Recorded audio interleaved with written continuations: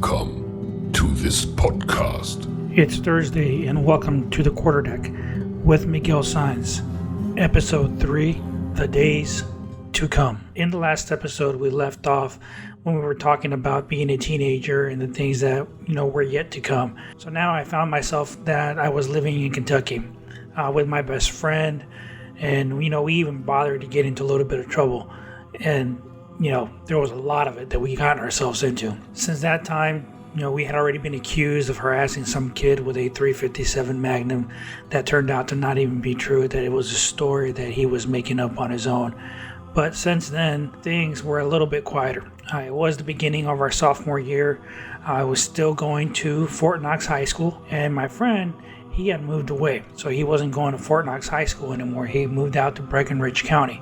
They ended up moving to a small town known as Big Spring, Kentucky, which was only about 40 minutes away, so it wasn't that far. But what can you do? That's a typical military life. And, being a military brat, you deal with that situation all the time. When he moved, of course, I was there to help him and his family to move a lot of their things and everything, and to be able to go see their new house that they had moved into, that they had just bought. And let me tell you, it was amazing. What I recall the most is that we drove out into the boonies.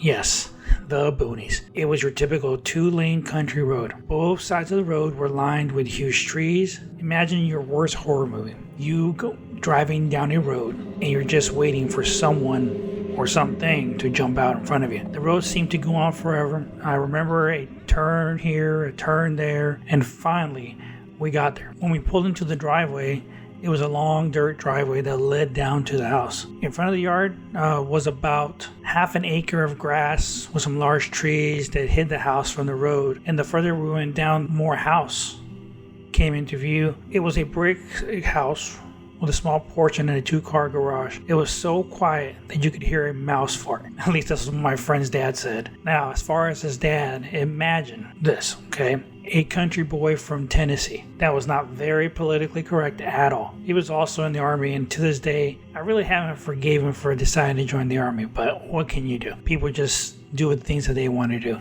He was always telling me stories about his childhood and how the Confederates this and the Confederates that, and a typical country boy down there from Tennessee. One thing that I remember is that he always said, he said, "Boy, you better come visit us down here, and I want you to go over yonder and get me this and get me that, and the holler this, to holler that." So to me, they were like my second parents, and they considered me to be their adopted son. All right, so let's get back to the house here real quick. Once we got there, we got out of our cars, and then we decided to finally make our way inside. We went through the garage door, and it led us right into the kitchen. Now, this was a good-sized kitchen, and I knew that it was going to get used a heck of a lot. My friend's mom, she's Italian, and she made some delicious food. Her lasagna was to die for. Anytime that she asked me if I wanted something special, she already knew what I was going to ask. She's a beautiful woman, not very tall, and when they stood side by side, it looked kind of funny seeing them together. Next, I walked into the dining room, and the living room was by the front door on the right side of the house. We went down the hallway, and on the left, there were 3 bedrooms and 1 bathroom. My friend looked at me and said, "You want to go see my room?" I was like, "Sure."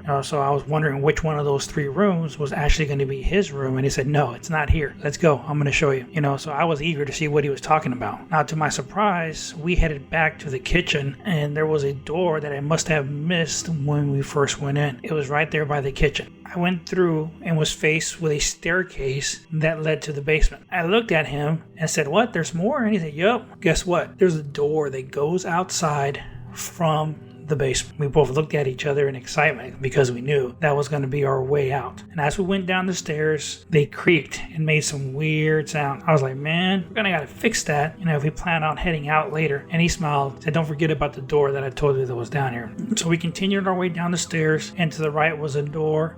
We went inside. To my surprise, it was a theater room that was set up down there in the basement. No windows, just a door, a projector, and a screen that was on the wall. And I told him, "This is nice. gonna have some fun in here. Being teenagers, video games, movies, all those things and everything else, we were gonna be able to enjoy that stuff us down there. Next, we headed down the hallway a little bit more down there in the basement, and right next to the theater on the right hand side was another room. He said, "This is it. This is gonna be my room." So he was gonna be living in the basement. His parents were gonna be upstairs. So you can imagine teenagers down in the basement doing whatever they want, all that good stuff and everything else. Laundry room was also down here and everything else, and they had a burning stove that you had to put wood, and this was the only way that the house was going to be heated during the winter. So it was pretty interesting.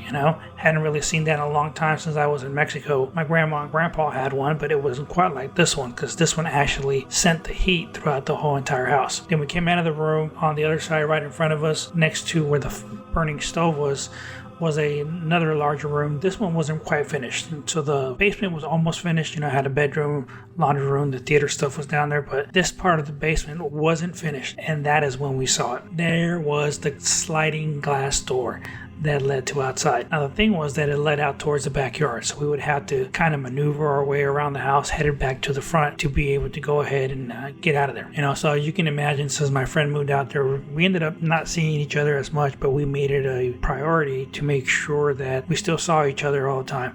So, and believe it or not, now that we lived a little further apart, we made it a good point that he came to my house, I came to his, and we went back and forth and everything else. But it was always a lot funner going out to his, because his dad pretty much let us do whatever we wanted to do. Yeah, he didn't like us sneaking out and everything else, but if we wanted something to drink, he would give it to us. He said, as long as you guys stay down here in the house, because I don't want you guys going out there and doing your thing and getting in trouble, and then I gotta go pick you guys up out there from the police station, and that's something that you don't want to do. And plus, it was hot. It was hot during the summer stuff and everything else, so we didn't want to do anything else. And he's like, I remember, that he always told us, him being from Kentucky and growing up in Tennessee, he had different ways of saying things.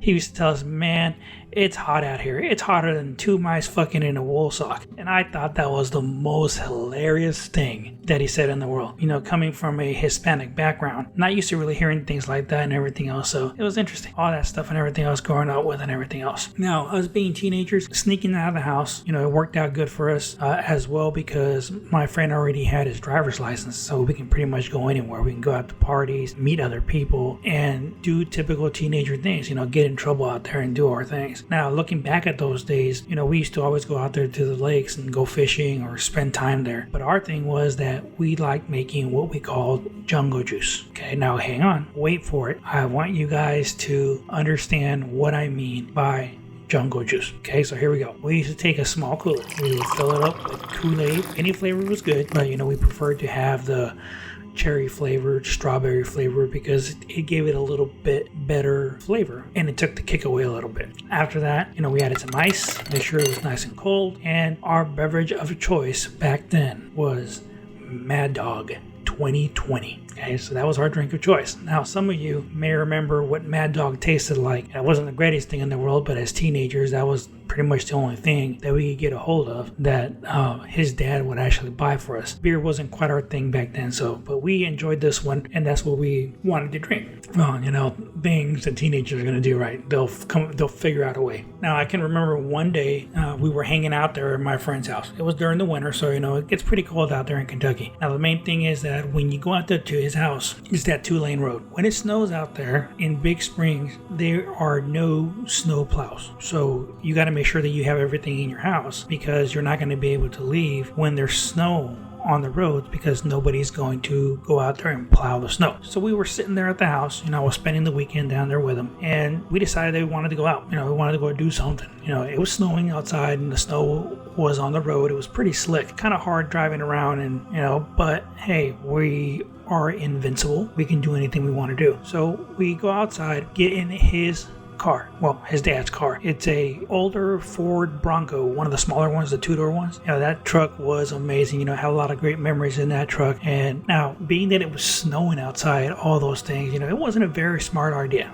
But again, we were teenagers, and growing up, we do a lot of retarded things. So, it doesn't change much when you get older, but back then it was more retarded and had no idea what we were doing, and we were actually going to learn from our own mistakes. We go out there to the front of the house. Now, because, his parents are inside sleeping, we don't want to wake him up. He puts the Bronco in neutral. We push it back, turn it, face the front again, and we push it towards the base of the driveway. Now there's a small hill going up that leads up to the main road, so it's kind of difficult to push it all the way up this little hill. So we always just take it to the base. We start it right away and we move up the driveway and get out of there. So that always kind of made the noise not as loud so his parents wouldn't wake up. But I know till this day they knew that we were sneaking out of the house and they just let it be because, we were teenagers, and as long as they didn't call us or the police didn't come bring us back to their house, they really didn't care. Okay, so this was back down there in 1994. So it was a while back ago, so doing these crazy things. We headed down there toward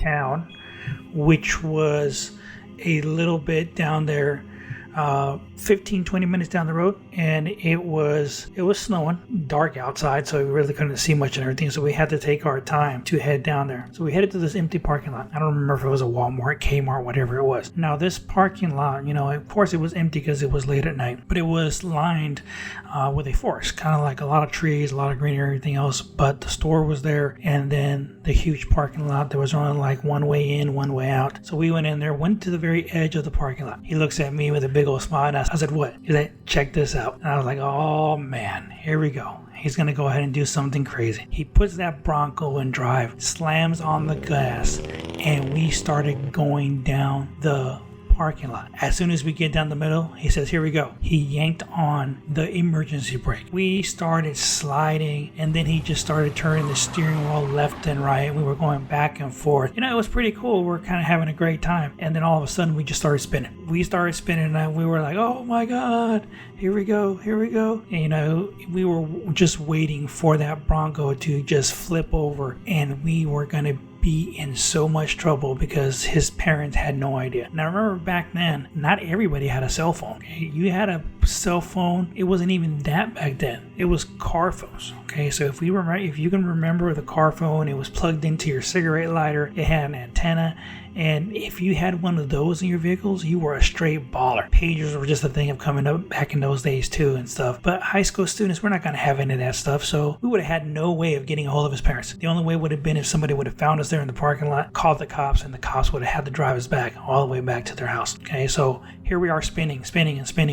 And just the vehicle is getting out of control. And we're like, oh my God. And then we realized that we're heading towards the end of the parking lot. Now remember, I told you that the parking lot was surrounded by a bunch of trees. And I mean, these were huge trees. They weren't little trees. So here we are spinning, and we're about to hit the curb. And we hit that curb, and as anybody knows, if we were going to hit that, the Bronco was going to flip. Luckily, as we were getting close to the edge, about to hit the curb, we came to a stop. We looked at each other and we're like, oh my God. We put that Bronco back in drive, drove as slow as we could, straight back to his house. We get back straight to his house. We get back in the room. We do not go out for the rest of the night. So you can imagine, we're like, oh my God, here we go. So the next morning, we get up, have breakfast and everything else. And his dad kind of looks at us. So what'd you guys do last night? We didn't realize, but the Bronco was dented, and we don't even know until this day what happened to the Bronco, how it got damaged or anything else, but we had a good time. That's all that matters. So as you can see, typical teenager doing their thing, and we learn from our own mistakes that we learn from. So I'm pretty sure that a lot of you have a lot of memories, a lot of stories that you had with your friends growing up from school. So like to hear about them. Leave me some comments, do all those things and everything else, and we'll continue on next week, and we'll talk a little bit about how I didn't know it just yet, but we were about to move, and I was not going to be going to Fort Knox High School anymore. I was going to go to the new school that I didn't know anybody, and a lot of memories that I shared down there in Fort Knox. But these things were about to change when I changed schools, and especially how this one particular thing was going to change my life in a way that I never imagined. So until next time, this is Miguel Signs, the Gunny, telling you that you are dismissed. Liberty Call.